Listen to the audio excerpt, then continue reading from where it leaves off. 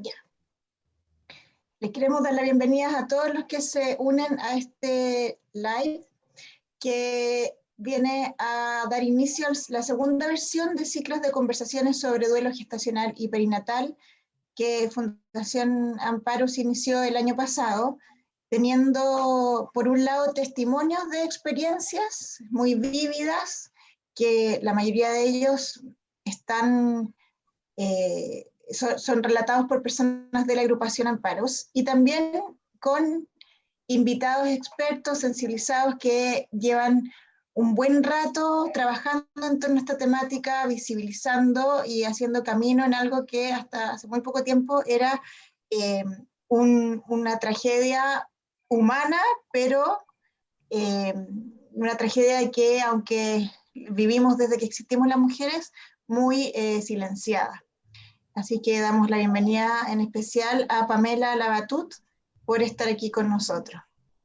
La idea es comenzar con los testimonios, con las experiencias de Christine Siequist y de Estefanía Cornejo, ambas son de la Fundación, y luego vamos a dar paso a Pamela, que es amiga de la Fundación, y ella es psicóloga, es mamá arcoíris. Arcoíris refiere a los hijos que nacen tras haber tenido una pérdida en el embarazo. Por eso también se habla de estos embarazos como embarazos arcoíris, y ella es experta en duelo y maternidad arcoíris, o especialista. Es psicóloga clínica perinatal y mamá de una niña estrella y una niña arcoíris. Está con nosotros. Gracias, Pamela, por estar aquí. Ay, gracias a ustedes.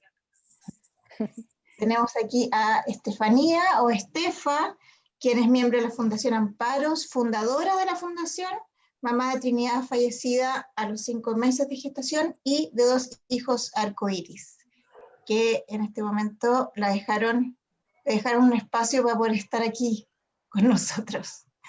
Y Christine, bueno, ella es mamá y profesora de vocación y profesión, así se define, ha tenido experiencia de pérdidas y duelos perinatales, y hoy vuelve a ser madre con un niño arcoíris, súper arcoíris, muy, muy esperado.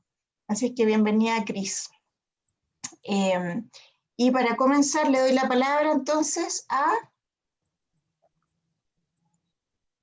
Christine o a Estefa. ¿Quién dijo yo que lo habíamos conversado, pero Estefanía. Bueno, parto entonces. Es complejo hablar del embarazo arcoíris porque a veces el nombre tiene más colores que el mismo proceso. Es como que en este embarazo arcoíris a veces uno tiene que empezar y caminar con el gris también, que va acompañando la experiencia. Porque un embarazo te exige mucha fortaleza desde la decisión, porque uno es como que acepta a retomar el tránsito por el camino del misterio. Y desde ahí empieza una historia nueva, única y irrepetible, pero uno viene desde una experiencia y la camina desde el trauma. Por lo tanto, es como una invitación, estoy hablando de mi experiencia personal, una invitación como a tomar de la mano a la Estefanía en duelo y a transitar un camino nuevo, pero con todos esos miedos y esos dolores aún presentes. Cuando yo me embaracé de mi hija, después de 4 años, yo estaba en un duelo por infertilidad, lo primero era contar o no contar. Yo sentía que con el primer embarazo había hecho como, me sentía responsable de todo el sufrimiento al haber contado al tiro y después con todo el desenlace de lo que ocurrió.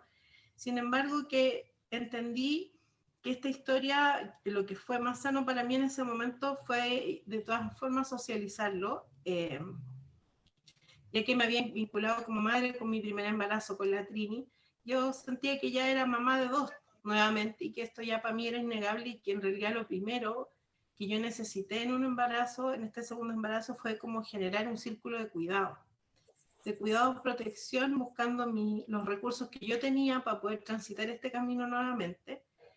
Y aparecen, ¿cierto?, estas frases, oye, pero ¿qué te preocupa? Y nunca te va a pasar de nuevo. Las personas te dicen muchas cosas con a veces más como con certezas que uno no tiene, ya que uno viene desde aceptar que estos cuentos de hadas, estos finales felices no existen siempre, digamos. Uno viene como con la muerte de esa fantasía de que todas las historias son como uno las piensa, sino que viene desde unas batallas complejas con la muerte de un hijo. Entonces uno no se para distinto, y no porque uno sea negativo, sino que con la certeza de la realidad, y en ese sentido es como, navegar en un embarazo es como mantener esa línea delgada entre la esperanza, la luz, y a la vez como este gris que siempre como que quiere abarcar todo, pero también caminando con este gris sin que nos complete.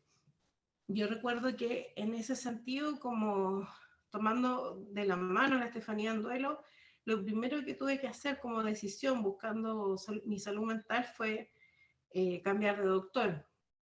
Yo me acuerdo cuando fui a la ecografía, la primera ecografía, y sentí como el olor de la consulta, que yo creo que el doctor no había cambiado en 30 años el desodorante ambiental de la consulta. Cuando estaba esperando a ir, sentía los latidos, nuevamente llegaron a mí todas esas imágenes, y lo primero que tuve que hacer fue cambiar de doctor, buscar un equipo que me brindara un trato digno, que había sido la mala experiencia de mi primera vez, que fue lo más traumático, fue el trato médico. Por lo tanto tuve que buscar un espacio digno, y en ese sentido siento que hay que ser majadera en buscar todo lo que a uno le haga bien, y darse todos los permisos del mundo. Creo que en eso hay que honrar que en eso estamos como caminando. Yo me sentía como con una armadura y con una espada, tratando de atravesar miedos, tratando de avanzar, y me costó mucho. Yo siento que me relacioné mucho con él,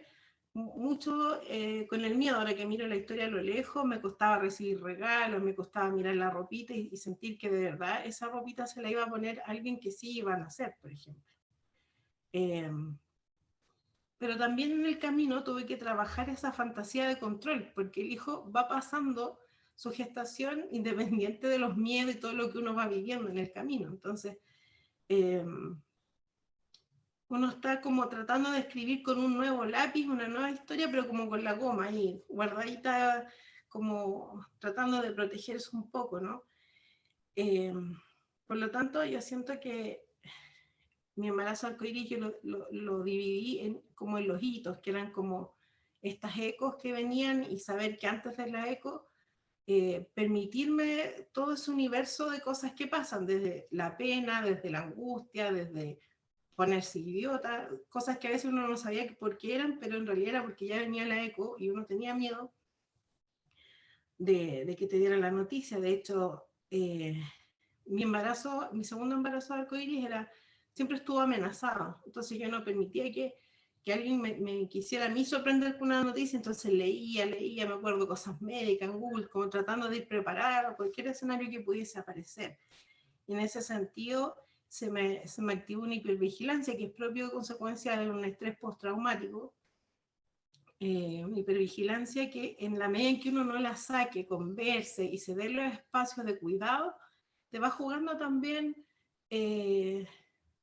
malas pasadas, porque uno la acepta, la entiende, pero al no estar consciente de eso, te puede afectar tu posparto, por ejemplo, el puerperio, todo lo que uno va viviendo después. En el sentido de que, si yo miro ahora, fueron los recursos que yo tuve. No puedo sentirme mal, pero porque fue con los pobres recursos que yo tuve para afrontar el segundo embarazo. Entonces, desde construir esos hitos, yo también, por ejemplo, un imaginario que tuve es que cuando ya pasara como el mes en que falleció mi hija, después iba a ser todo nuevo y todo iba a ser alegría. Y tampoco fue así, porque también se activa miedo. Yo nunca había vivido un embarazo hasta el final, entonces hay cosas nuevas que no sabes si son normales, si no, o sea, hay que aprender a convivir con el miedo.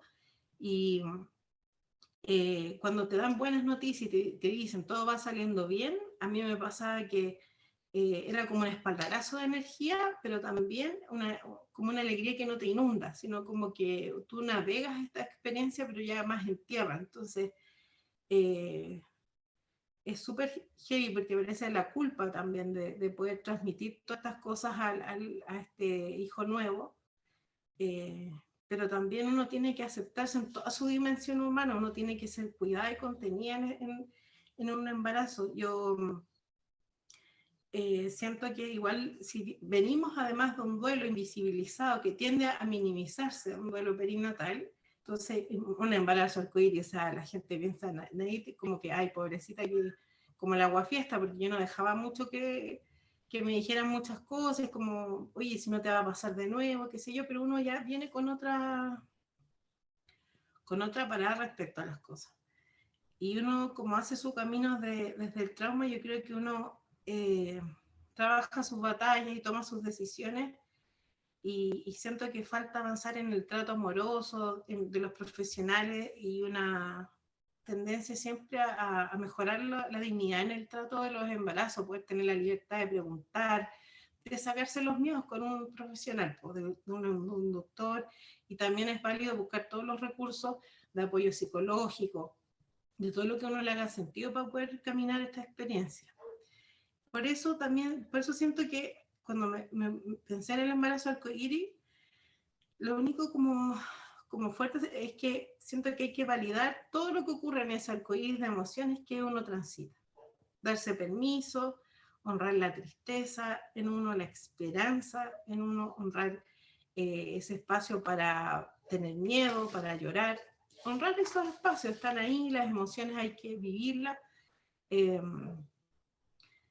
Uno a medida que avanza siente que no te empieza a aparecer el fantasma de que así si te pasa de nuevo, o sea, esa sensación de qué voy a hacer si me pasa de nuevo. Entonces yo siento que el embarazo arcoíris para mí fue un gran ejercicio de tratar de vivir el momento presente.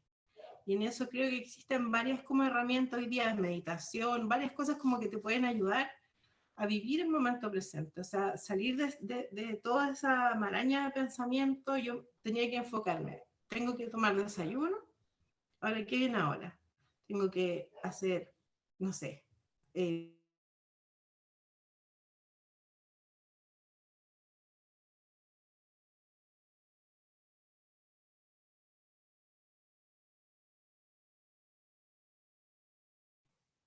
Tefa, se cortó un poco la comunicación, ¿o no? Tefa, espera, ¿nos estás escuchando? ahora sí. Ah, ya. Tu voz se escuchó hasta esta idea de vivir el presente y plantearte ya, hoy qué haré, voy a tomar desayuno, y ahí se te fue el audio para que retomes. Ya, entonces, pues, igual me asustó quedarme pegado, no, entonces, bueno, vamos a avanzar. En el fondo, lo que quiero decir es que uno tiene que darse permiso para todo, para llamar a la alegría, y en ese sentido, no sé, leer sobre lo que viene después. Para mí era tan importante no ilusionarme, que cuando me pasaron a mi hija viva fue toda otra experiencia de emociones, porque yo me concentré mucho en poder llegar a ese momento. Me costó mucho vivirlo, sentir que ella estaba viva, que estaba aquí, fue como algo que si yo no hubiese cultivado tanto desde el miedo, hubiese sido distinto. Y a lo mejor, por eso siento que es súper válido buscar más ayuda que la que yo busqué cuando miro mi historia, por ejemplo. Entonces, en ese sentido, y para terminar, siento que uno tiene que... el embarazo arcoíris es como la vida misma, es como mirar ese puente que es el embarazo, con el gris y con los colores que puede tener, sin minimizar jamás la batalla que estamos librando, buscar todo lo que nos haga bien, pedir besos, pedir abrazos, y porque siento que hay que honrar que uno está apostando finalmente por seguir viviendo, por honrar la vida, y por lo que en un embarazo arcoíris no cabe nada más que cuidarse, quererse y honrarse. Y quería terminar porque estuve mirando mi diario que escribí en el embarazo de la Mariana y encontré una cosa que escribí que yo siento que resume un poco, que es una línea, pero se las quería compartir. Dice: pajaritos míos, en relación a la Trini y a la Mariana que estaba en la guata. Pajaritos míos que todos lo saben, que conocen mis aguas, mis secretos, mis dolores, mi humanidad perdida, mis tesoros y conquistas sagradas, que ya conocen el desenlace de esta historia. Ustedes que compartieron el vientre de esta mujer mañosa, que escucha temores de día y sueña en jardines secretos de noche, pero que ama más allá de ella y sus pobres convicciones y recuerdos de películas con finales felices. Eso es como el resumen. Ay, me quedé pegado. No, sí. No, pero se te escuchó, Estefa. Ah, ya. Es que eso, en el fondo, como resumir eso, el gris y los colores del embarazo, aceptarlos y quererlos. Eso. Gracias, Estefa. Bueno, se tocaron muchos temas. Qué bonita la metáfora que ilustra que este embarazo arcoíris no necesariamente alude a los colores brillantes y alegres, sino que también a todos los matices y a la convivencia de esos colores que quisiéramos no tener también.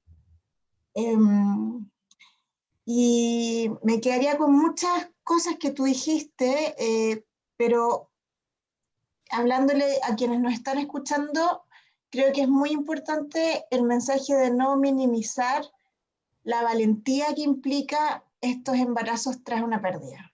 Y no minimizar como el esfuerzo emocional, porque es tirarse a la piscina con el corazón abierto. Entonces, esa valentía merece ser vista, merece ser cuidada, como decía Estefa. Cristín, te dejo la palabra a ti. Gracias, Blanquita. Primero que todo, un abrazo grande a la distancia a la Estefa por haber compartido su historia. Somos una gran comunidad, una gran tribu, y qué ganas de poder abrazar a todas las que estén embarazadas o a todas las que hayan pasado por esta experiencia, porque, como dices tú, Blanca, es tirarse al mar, pienso yo, con una herida abierta y que se vuelva a sentir todo ese dolor, si bien de otra perspectiva, pero muchas veces igual de fuerte. Así que a todas las que estén pasando por un embarazo después de una pérdida, es una linda experiencia, pero es difícil. Y un abrazo fuerte, fuerte, fuerte a la distancia. Un abrazo que ahora tanto se valora, ya que no los podemos dar, ¿no es cierto? Bueno, yo soy Cristín, Cris me dicen, y soy mamá de 5 hijos nacidos y de 2 que nunca alcanzaron a nacer. La historia de mi maternidad comienza con 3 embarazos absolutamente hermosos y perfectos, de los que nacen Doménica, que hoy día tiene 12 años, Vincenzo, que tiene 11, y Santino, que tiene 8. Mi cuarto embarazo, después de estos 3 perfectos que había tenido, termina en un aborto retenido de 6 semanas de gestación. Hasta ese momento, esa era la experiencia más dolorosa que había tenido, ya que para mí, el tener un test positivo de embarazo, el ver la crucecita ahí marcada, era sinónimo seguro de tener un bebé en brazo a los 9 meses. Nada podía pasar, nada podía resultar mal. Hoy miro hacia atrás y digo, chuta, que poco sabía de la vida en ese momento. Lo más complejo fue que, como tenía 3 cesáreas previas, con esa pérdida no quise hacerme un ligrado para no dañar más el útero, por lo que me demoré más de 2 meses en expulsarlo. Esto obviamente tuvo un costo emocional súper alto, ya que pasé 2 meses estando embarazada, pero sabiendo que el bebito que llevaba adentro finalmente ya no tenía vida. Finalmente esa expulsión, como llaman los médicos, que no es una palabra muy, muy adecuada, fue un verdadero parto.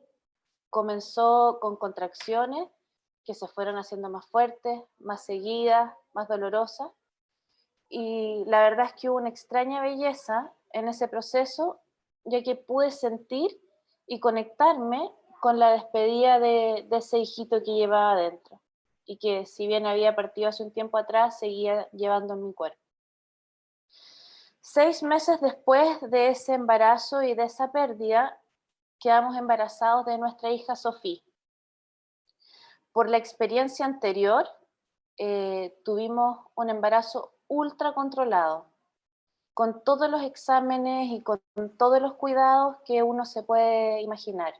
Exámenes físicos, exámenes genéticos, controles, consulta, ecografía, todo lo que se puedan imaginar. Mi hija Sofía venía perfecto, totalmente sana. Lamentablemente, pasadas las 30 semanas, supimos que no habían latidos, ya que se había enredado en el cordón umbilical, provocando una hipoxia intrauterina. Eso es que en el fondo se ahogan adentro del útero, es algo muy poco común y absolutamente inesperado. Esto fue y es, sin duda, la experiencia más dolorosa por la que he pasado, y por la que hemos pasado como familia. El parir a mi bebita y no oírla llorar al momento de salir, el sostenerla y sentir cómo se iba enfriando, pese a mi esfuerzo por devolverle el calor, fue terrible. Al tener que enterrarla en el cementerio, gran parte de mí se fue con ella. A los 2 años de esto, vuelvo a quedar embarazada y esta vez, en el control de las 9 semanas, descubrimos que no habían latidos nuevamente. Con esto y dado todo el dolor del cual ya veníamos, decidimos hacer un legrado porque no me sentía capaz de volver a atravesar un parto nuevamente. A los 4 meses del legrado vuelvo a quedar embarazada de mi hijo Daniel, que hoy tiene 7 semanas de vida y que es un bebé sano y fuerte, gracias a Dios, a la vida, al universo. Les cuento todas estas experiencias para visualizar y manifestar que cada embarazo, después de una o varias pérdidas, es distinto y responde absolutamente al contexto y al momento que estamos viviendo, atravesando, y a las experiencias previas que hemos tenido y que nos conforman como mujer, y como mujer conforman a nuestra familia. No hay una receta mágica que te sirva para pasar por este periodo de 9 meses, ya que todos estos embarazos son como un universo en sí mismo y cada uno los tenemos que enfrentar con las herramientas que tenemos dentro. Después de cada experiencia de pérdida, para mí el deseo de volver a ser madre se iba haciendo cada vez más fuerte. Quizás de manera errada, era casi una necesidad de ganarle a la muerte con vida, de borrar el dolor con amor. Lo peligroso de esto es que puede llegarte a hacer un daño muy grande a ti y a tu pareja si es que la tiene. Uno puede volverse esclava de las fechas de ovulación, de las fechas de ovulación, y en ocasiones las relaciones sexuales pueden pasar a ser más un trabajo, como la pega que hay que hacer, que un momento de conexión o de amor con tu pareja. Uno idealiza el embarazo y siente o piensa o cree que todo en la vida se solucionará con un nuevo embarazo. Y eso muchas veces agrega una inmensa presión a uno mismo, a tu pareja o al tratamiento de fertilidad si es que lo estás viviendo.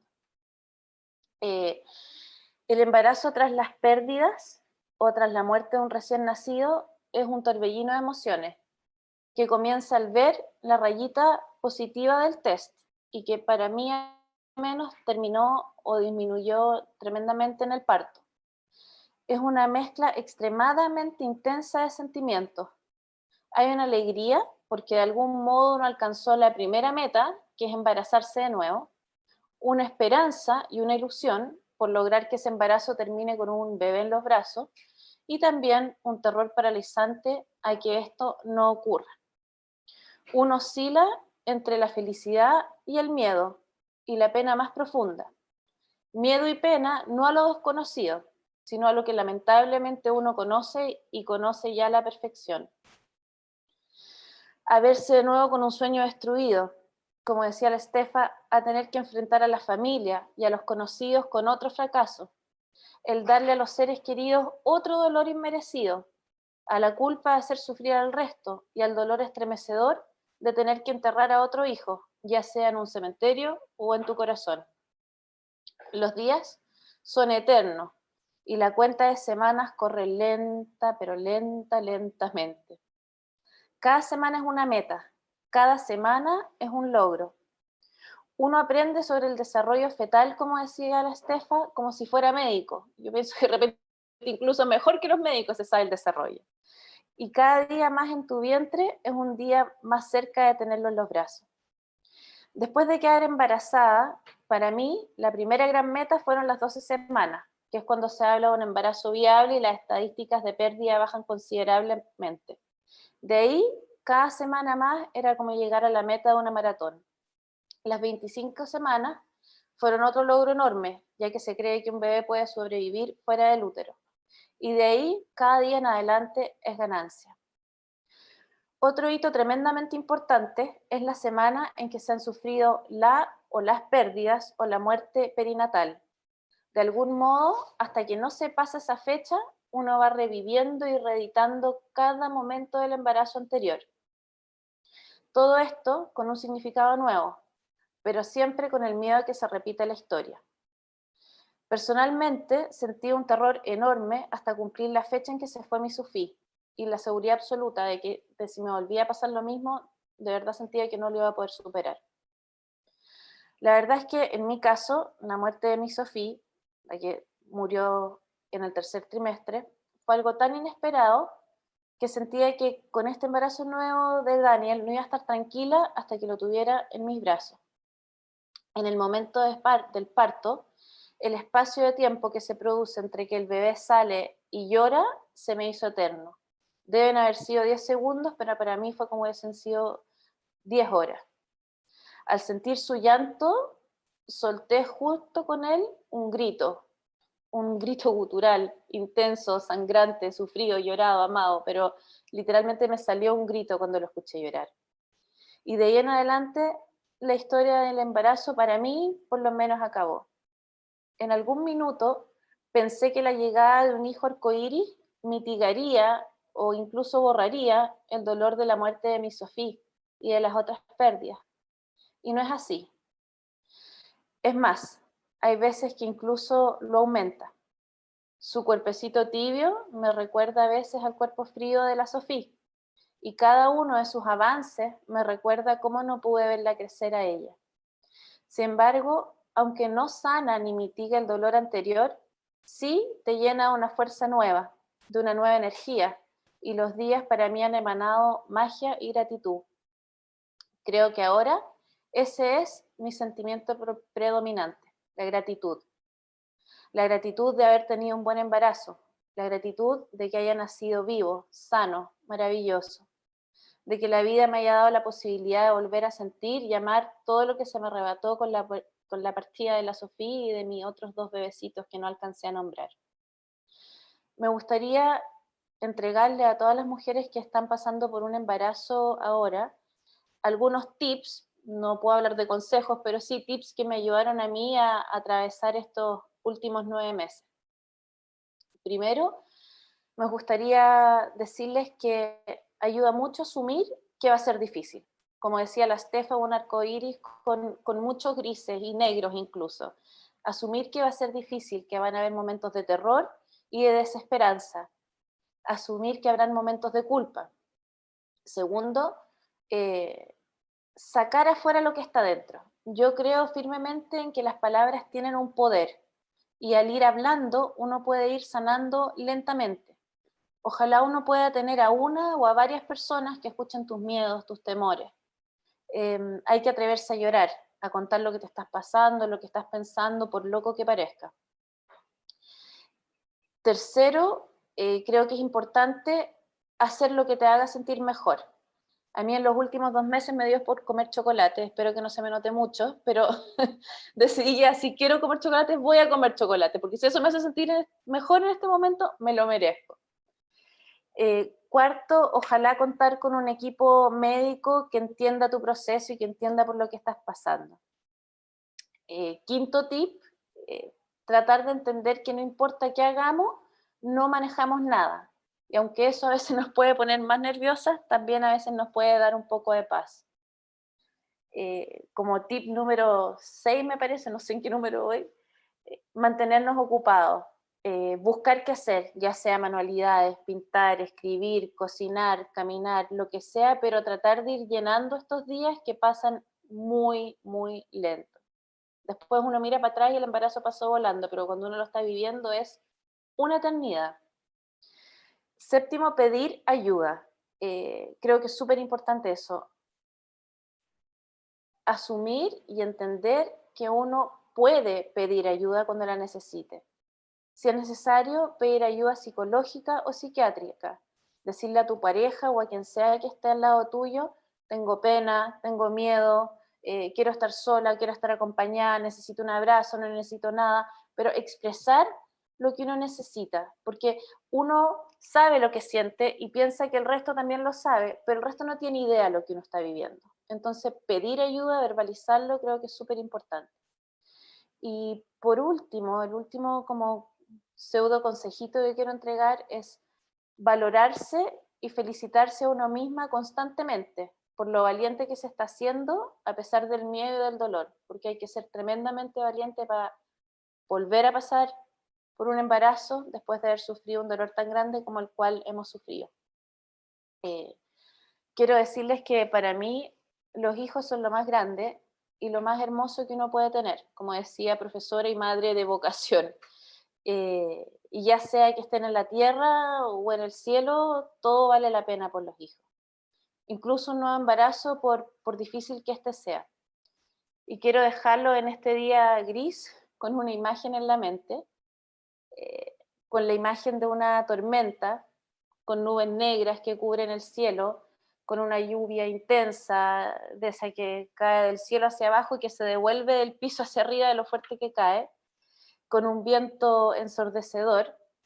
Y cuando tengan la imagen de esta tormenta tremenda en la mente, traten en algún espacio de buscar un rayito de luz que poco a poco va formando un arco iris. Y cómo al vislumbrar ese arco iris se nos devuelve poco a poco la esperanza. Eso.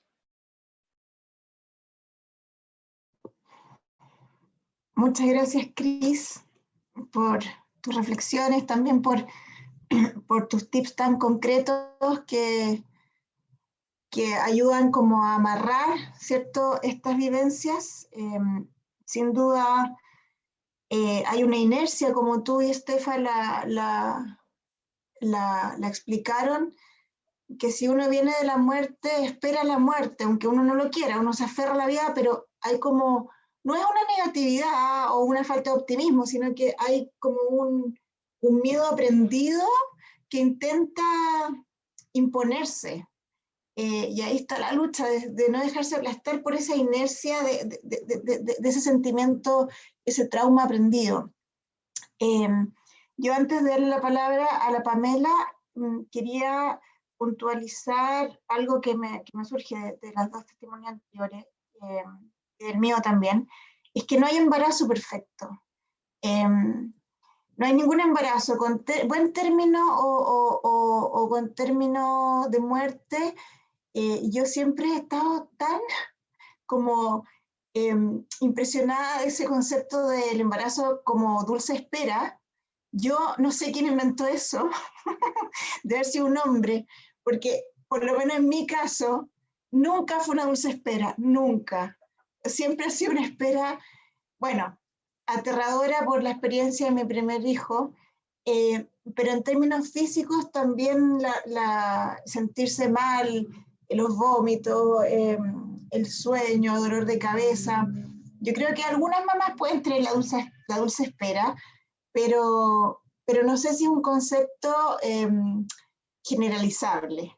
Eso es lo que quería decir. En el fondo, no hay embarazo perfecto. Y también yo creo que es importante relevar que la maternidad comienza desde el momento en que tú te vinculas con esa guagua, y eso puede ser a las muy pocas semanas de gestación, y en ese sentido nosotros en los encuentros queremos relevar el punto de que aunque nuestro hijo murió, tú fuiste mamá y eres mamá y has vivido una maternidad. Eh, Recalcando que la maternidad se puede vivir de muchas maneras, no solo teniendo hijos, no sé, ustedes deben conocer, uno tiene amigas que son como mamás para uno en la vida, o de repente una tía que no tuvo hijos fue mucho más mamá para uno que la mamá. Es decir, la maternidad se vive de muchas maneras. Eh, y bueno, hay un tremendo peso cultural de que hay que ser madre biológica, pero yo quiero rescatar que la maternidad es posible ejercerla de muchas maneras, y que a quienes hemos perdido un hijo, aunque no tengamos otro, ese hijo nos hizo madre y somos madres. Madres dolientes, yo creo, sí, pero madres al fin. Eh, y entonces el embarazo hay que vivirlo como, yo creo, no hay que vivirlo, está mal dicho. Yo me lo planteo como, para mí, como la maternidad desde que se inició esa vida, porque ahí comienza la historia. Y la historia de tener hijos es difícil dentro de la guata y fuera de la guata. Eh, y bueno, en algunas nos toca más difícil cuando comienzan las dificultades dentro de la guata. Y por último, antes de darle el paso a Pamela, es rescatar una de las tantas cosas que dijo Chris que son rescatables, que es ocupar el tiempo, hacer algo. Y cuando la Cris hablaba de escribir, bordar, me acordé bueno, de Estefanía y de muchas otras mamás que son natas escritoras, y que al final haber escrito o quien bordó o quien compuso una canción, esos fueron regalos de sus hijos. O sea, son regalos de sus hijos, regalos que van a permanecer. Entonces es una bonita experiencia que hay que comunicar porque es contagioso esa luz dentro de momentos de oscuridad. Y dicho esto, bueno, dar la palabra a la Pame, quizás con una cuña que yo me permito meter, y es que en mi caso personal, yo en vez de vivir la hipervigilancia que vivió la Estefa, o hacerse experta en los fetos que vivió Chris, o en la evolución de nuestros bebés intrauterinamente, lo cual yo viví con mi primer hijo que falleció, pero yo en mis otros embarazos arcoíris, yo tuve una absoluta desconexión con mis bebés. Era tanto el miedo que me puse ¿cómo se llaman los que ponen los caballos? Unas viseras así para echarle para adelante, y fue muy difícil conectarme con ellos de la pura angustia y miedo. Entonces quería poner eso sobre la mesa como para ampliar el abanico de estas reacciones.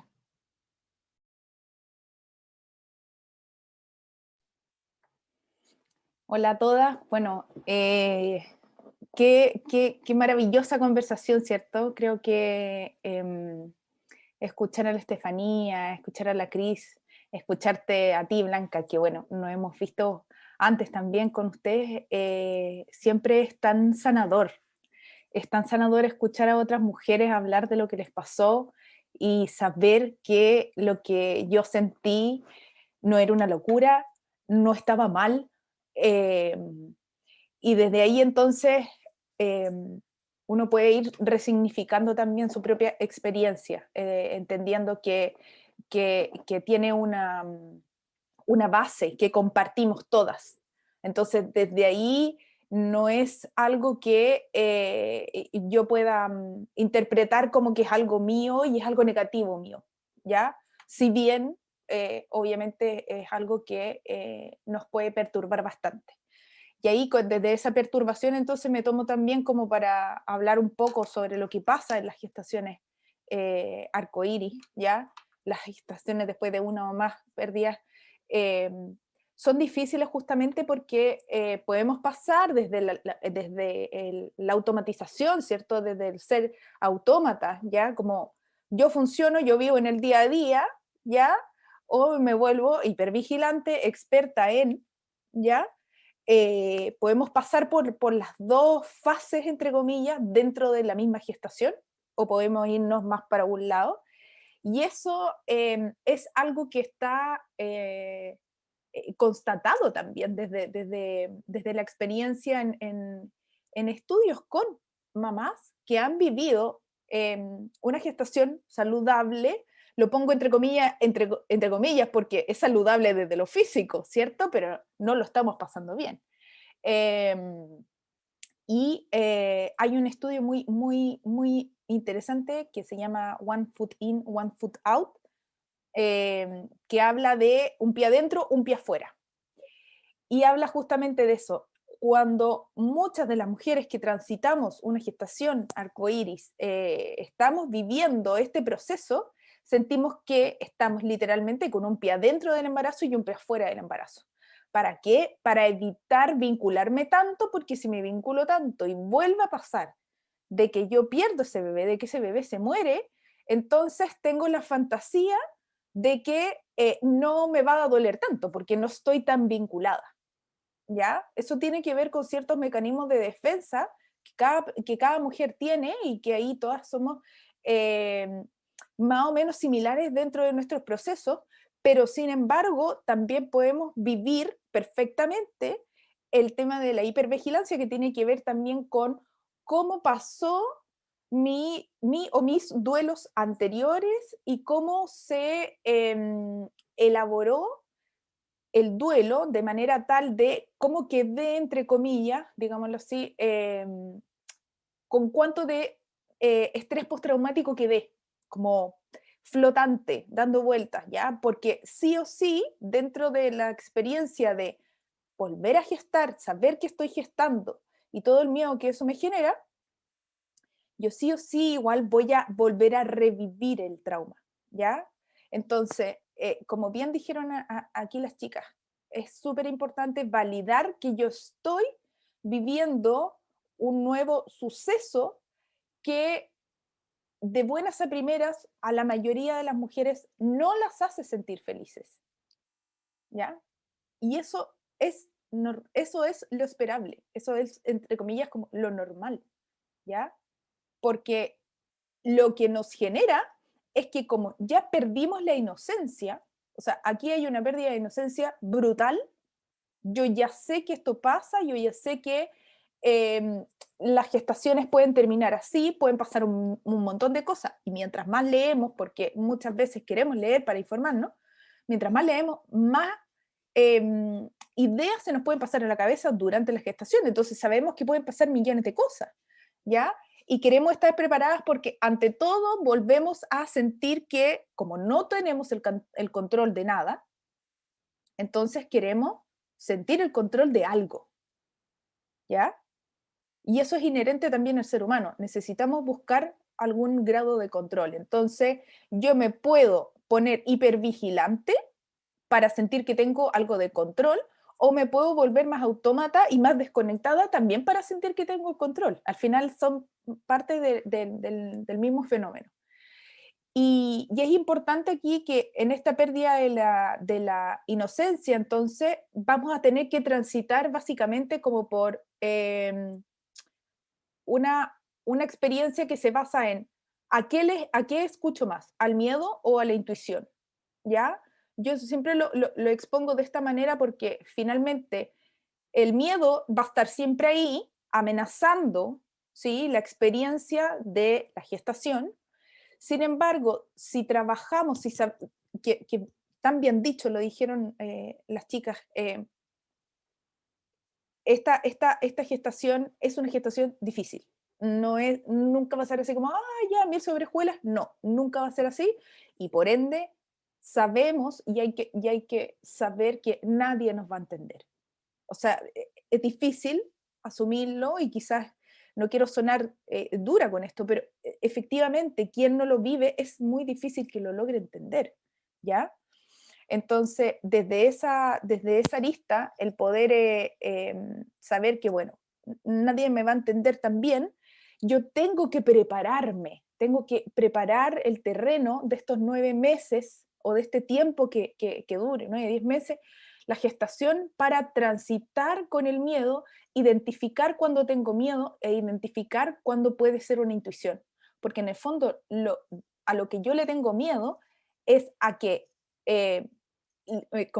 paradójicamente, a lo que yo le tengo miedo no es solamente la pérdida, sino que es que no me dé cuenta, que me vuelva a pasar y yo no logre hacer algo, no logre tener el control, que es una quimera, pero igual lo quiero hacer. Entonces, cuando yo trabajo a nivel de la intuición, cuando yo hago un trabajo interno de meditación, de vivir en el aquí y el ahora, de ocuparme, ¿cierto? Que son puras estrategias finalmente que me mantienen como más focalizada, yo puedo ir conectando más con mi intuición, no dejarme llevar como por este miedo, que el miedo es algo que viene como en la mente, el miedo es algo mental y la intuición es algo que uno siente allí, ¿cierto? Que lo siente en todo el cuerpo. Eh, y entonces yo lo que hago mucho es trabajar con esa gestante, haciendo conexión desde la intuición, haciendo meditaciones para conectar con este bebé arcoíris. ¿Para qué? Para que también trabajemos en este vínculo, ¿cierto? Porque me pase o no me pase que me siento más o menos desconectada de este bebé, yo necesito experimentar internamente y emocionalmente que este bebé es distinto a él o los bebés que perdí, para entonces conectar con este bebé. Y al conectar con este bebé y al sentirle y al sentir que me está transmitiendo que está bien, entonces yo me puedo agarrar de eso cuando me venga este miedo, que insisto, es como irracional, que viene, que irrumpe, que me pega fuerte, que me pilla desprevenida, y yo puedo agarrar entonces estas experiencias tácitas, ¿cierto? De meditación y de conexión con mi bebé para decir, a ver, ¿esto es un miedo o esta es una intuición? ¿Sí? Yo estoy intuyendo en verdad, estoy conectando con que algo va mal. Entonces yo pongo en tela de juicio el miedo y al ponerlo en tela de juicio yo logro sentir que vuelvo a tener el control. ¿Sí? Entonces digo, esto es un miedo. Esto, en verdad, no siento que vaya para allá la cosa. Siento que en verdad las cosas van bien, pero tengo miedo. Entonces yo logro descifrar que lo que me pasa es miedo, que es algo racional, y me ocupo. ¿Cómo me ocupo? Distrayendo la cabeza, teniendo técnicas, ¿cierto? Que hay varias técnicas que se pueden ocupar como de distractoras, como más conductuales, que ayudan a que el miedo entonces baje, vuelvo a sentir que tengo el control y puedo ir sobrellevando el día a día, porque finalmente, así como el duelo, a mí me gusta mucho hacer el paralelismo como a estos alcohólicos anónimos, ¿cierto? Es como un día a la vez. Yo literalmente tengo que vivir un día a la vez y tengo que decir, ya, listo, lo logré, hoy día me sentí bien, ¿cierto? O hoy día me sentí más o menos, pero mañana puedo quizás sentirme mejor. Entonces, ir transitando ese día a día, desde ir conectando con el miedo, desarrollando la intuición, que ahí concuerdo tanto contigo, Blanca, es un regalo la intuición muchas veces que nos dejan nuestros bebés estrellas. Porque también como, perdón el dato nerd, pero estadísticamente la mayoría de las mujeres eh, percibe en un duelo, en una gestación que termina en un duelo, percibe que algo no andaba bien. Entonces ahí como que nos despierta este lado intuitivo que decimos, tengo que hacerle caso a mi intuición, tengo que escucharme más, tengo que dejar un poquito la cabeza en estas cosas que son tan desde el corazón, desde el alma, desde los sentires, y decir, tengo que escuchar a mi intuición, tengo que escucharme a mí, seguirme a mi guata, ¿ya? Dejar tanto la cabeza, aun cuando la cabeza también nos va a servir muchas veces, ¿ya? Y creo también importante mencionar algo que dijo la Cris que tiene que ver con aprender a pedir ayuda, con animarse también a recibir ayuda, ¿ya? Eh, yo siento que una gestación arcoíris que es tremendamente más invisible de lo que ya es el duelo gestacional o perinatal, eh, no hay que mirar con tanta molestia la psicoterapia o incluso la psiquiatría, ¿cierto? Porque no es un evento fácil por el cual transitar, y es un evento que dura un buen tiempo, entonces necesitamos transitarlo en calma. No solamente por lo que le vaya a generar a mi bebé y por la culpa que me puede hacer sentir lo que yo le pueda estar traspasando. Es por salud mental, y que esa salud mental a su vez va a hacerme conectar de una manera más distinta, saludable, con este bebé que estoy gestando. Cosa que después esta conexión que yo pueda desarrollar a través de las herramientas que tengo por estar en una suerte de mayor como gestión emocional, yo las vaya a desplegar después cuando este bebé nazca, ¿sí? Entonces es importante en el fondo como no tenerle tanta tirria, ¿cierto? A la psicoterapia o a la farmacología que se puede ocupar, porque es una situación límite y hay que entender que estamos en una situación límite, no es una situación normal, no es como, bueno, no sé, pucha, no sé, no quiero desmerecer ninguna situación, pero en el fondo, sin poner en un ejemplo concreto, es entender que es una crisis vital. Es una crisis vital tan fuerte como la puede vivir una mujer que está recién puérpera, diferenciando, pero en el fondo es una crisis vital y es una pérdida de control tremenda que a uno le puede llevar al abismo y al desborde y a desarrollar psicopatologías. Entonces, hay que estar siempre súper acompañada, hay que estar muy acompañada, hay que buscar esa compañía. No hay que sentirse mal por buscarla. Al contrario, hay que normalizar, insisto, normalizar y validar que estamos viviendo una situación fuerte, muchas veces traumática, que se repite, y que por lo tanto entonces lo saludable es que yo la hable, que yo me junte con gente que hable de lo mismo, y desde ahí lo que es anormal es que otros me la invaliden, que otros no la miren, que otros no me den el espacio adecuado para yo tener mi proceso, ¿ya? Y en ese sentido, el equipo médico tiene que ser un equipo empático. O sea, a mí personalmente me pasó con mi gestación arcoíris, que cuando yo llegué, donde la ginecóloga, yo le dije, vengo de un duelo gestacional, yo necesito que tú me apoyes emocionalmente durante este proceso, porque voy a estar ciertas semanas, sobre todo la Doppler de las 12 semanas, ¿cierto? Que es como, es una batalla, o sea,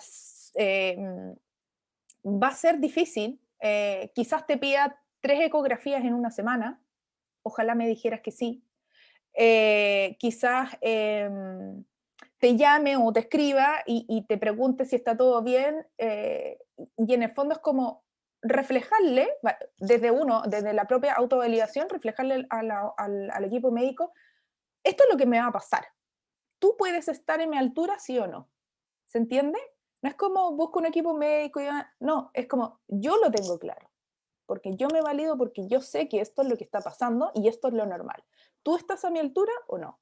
En el fondo, mirarlo desde ese otro lugar, para que así ustedes puedan estar acompañadas, ustedes, mamás, papás, puedan estar acompañados de gente que realmente esté a la altura. Hay pocos, pero hay que buscar, lamentablemente. Pero bueno, como en muchas otras cosas hay que buscar. Gracias, Pamela. Nos queda poquitito tiempo. Me gustaría rescatar tantas cosas, pero yo creo que estamos todos de acuerdo, y quienes nos están comentando también, lo importante que es verbalizar, hablar, que el entorno que no ha pasado por esto no puede adivinar la dimensión de que es vivir este proceso otra vez, las exigencias que uno misma se impone, o que el embarazo te te exige por el contexto y por el pasado con que uno viene. También no sentirse extraño si hay momentos de desborde. A mí también recuerdo que me pasaba que yo sentía que mi embarazo era algo súper sagrado, como me molestaba mucho que me tocaran la guata, sentía que, o cuando veía mamás que no trataban bien a sus guaguas, para mí estaban como traspasando algo insólito por lo sagrado que es la vida, porque uno, traspasar por la muerte, uno se le abre un poco los velos, digamos, no sé cómo explicarlo, pero uno está con una percepción súper sensible de lo que es la vida con esta ruptura de la inocencia que tú dices. Entonces uno está muy quisquilloso y considera muy sagrado traer una vida, como es algo muy serio. Entonces por eso yo entiendo que hay que buscar equipos médicos que estén acorde a la importancia y lo significativo que es ese embarazo para ti, habiendo perdido uno antes. Eh, Buscar sintonías con amigas, sintonías con equipos médicos y también desdramatizar, diría yo, desde mi experiencia, a quien no te entiende. Es decir, el que no te entiende, bueno, es normal, ¿cachai? Pero si voy a hablar de algo que me está afectando, buscar a quien sé que me puede entender. Eh, Porque también algunos de nosotros también podemos crear enemigos internos con esto por no sentirnos eh, comprendidos, pero cada uno tiene en la vida un ritmo distinto en que te llega el alcachofazo de las dificultades, creo yo. Bueno, yo no sé si la Cris o la Estefa tienen alguna pregunta para Pame o quieren cerrar con algo. Hay una pregunta que a nosotros nos hacen mucho, que yo quería preguntarle a la Cris, no queda un minuto. O sea, a la Pame, desde su experiencia, desde la psicología, yo tengo una pre-respuesta, pero quiero planteársela a ella a ver si ella tiene algo más concreto a partir de todas las mamás que ella ha visto. Y es, muchas mamás preguntan qué tiempo es razonable esperar para volver a embarazarse tras una pérdida. Y no sé si la Estefa o la Cris quieren hacer otra pregunta, pero mientras tanto te doy la palabra, Pame. Mira, la verdad es que no hay un consenso desde un número, sino que más bien hay un consenso desde un sentir. Cuando yo he vivido, he transitado este proceso de duelo, en donde desde este modelo hay un modelo que es como un modelo dinámico, ¿siento? Orientado a la muerte o orientado a la vida. Cuando yo ya siento que he ido transitando el duelo de a poco y que cada vez estoy más orientada a la vida y he podido resignificar también la venida de o estos bebés, es decir, darle un significado que a mí me permita sentir que puedo estar en la vida tranquila, yo siento que es un buen momento como para ir abriéndose a una nueva gestación. Más que nada porque muchas veces como no nos damos ese espacio, como, y sobre todo porque está también súper normalizado que, por ejemplo, en la reproducción asistida, es como, ya, no te resultó, listo, dale de nuevo, otro in vitro o lo que sea, y en el fondo no nos damos tiempo para sentir y mover todo esto que nos está pasando dentro. Entonces, más que un tiempo, es como sentir que estoy más orientada a la vida, sentir que la venida de ese bebé tiene un significado particular, o tiene un regalo en particular, para que yo le pueda poner como pueda guardarlo en un espacio y cuando venga este otro bebé pueda tener este otro espacio, ¿cierto? Y pueda diferenciarlos, porque inevitablemente en la gestación arcoíris voy a revivir el duelo, entonces me van a pasar cosas. Hay mujeres que se sienten mal por estar felices en algún minuto de tener esta gestación y mal por, no sé, se les olvidó por un rato, por media hora, no sé, el otro bebé y se sienten mal, se sienten culpable, u otras que no se quieren conectar tanto con este bebé porque van a deshonrar al bebé que perdieron. Entonces, nos van a pasar esas cosas, hay que saber diferenciarlos bien. Yo siento que eso es un buen punto de partida como para ir pensando en una nueva gestación.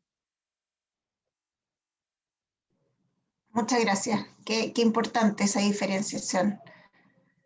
Bueno, entonces, chicas, nos despedimos. Muchas gracias a todas por abrir su historia, a exponerlo, para compartir y para acompañarnos entre todas, porque estos son procesos generalmente muy solitarios. Y gracias, Pame, por tu presencia también. Y a todos los que nos ven, contarles que van a haber más conversatorios. Tenemos también otros temas de papás en duelo, hombres más adelante. Tenemos el tema de la pérdida de un hijo que fue el único hijo de gestación y fertilidad posterior, digamos. Así que síganos en las redes porque vamos a tratar muchos otros temas. Nos vemos. Chao. Chao, que esté muy bien. Chao, gracias.